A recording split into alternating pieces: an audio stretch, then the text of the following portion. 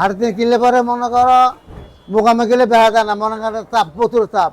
দর্শক বন্ধুরা আসসালামু আলাইকুম। দর্শক, রাতারাতি পরিবর্তন হচ্ছে পেঁয়াজের দাম।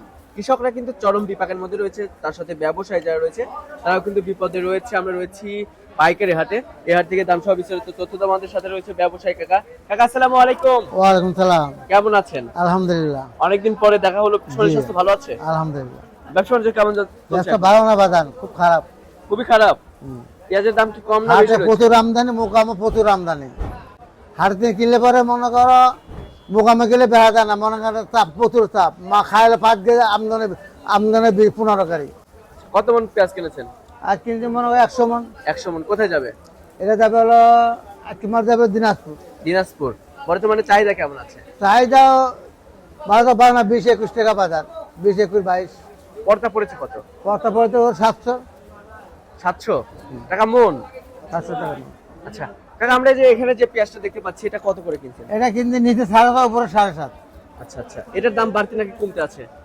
এটার দাম একটু কমতি। কমতি। এটা কি দেশি পেঁয়াজ? এটা দেশি পেঁয়াজ। আচ্ছা, পাবনার অরিজিনাল আর দেশি পেঁয়াজ। এটা তো একটু ভালো, সেটা 750-800। 750 800। 800। আচ্ছা, খাওয়াতি পেঁয়াজ না? এটা খাওয়াতি পেঁয়াজ। আর যেটা রাখাই পেঁয়াজ রাখাই পেঁয়াজ হলো 900 থেকে 1000। 900 থেকে 1000। আচ্ছা আচ্ছা। তো কাকা যেহেতু ব্যবসার সাথে অনেক আমদানি প্রচুর আমদানি বাপ, প্রচুর আমদানি। প্রচুর। আজ প্রতি হাটে 40 গাড়ি 45 গাড়ি আমদানি প্রতি হাটে। প্রতি হাটে? কাল 3 করে 42 গাড়ি আমদানি। আচ্ছা আচ্ছা। আজ বনগাড়া মনে করো কমপক্ষে 40 গাড়ি আমদানি। আচ্ছা আচ্ছা। কাকা কৃষকদের কি অবস্থা এখন? কৃষিকে তো মনে করো পেঁয়াজে পর্যাপ্ত পরিমাণ পেঁয়াজ হয়েছে।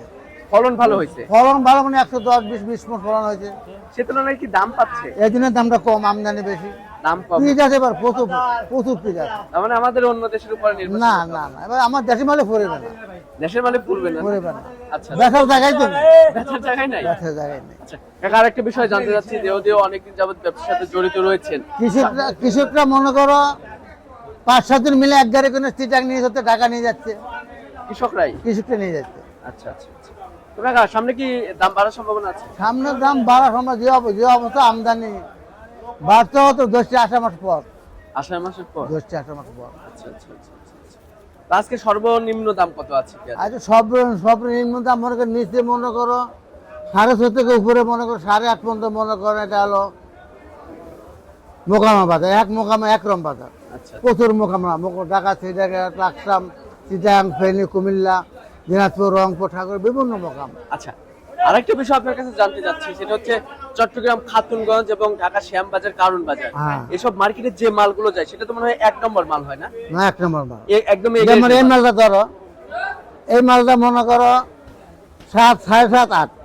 আচ্ছা আচ্ছা। এই মালটা যাবে হলো চিটাগাং, চট্টগ্রাম খাতুনগঞ্জ। খাতুনগঞ্জ। আচ্ছা আচ্ছা।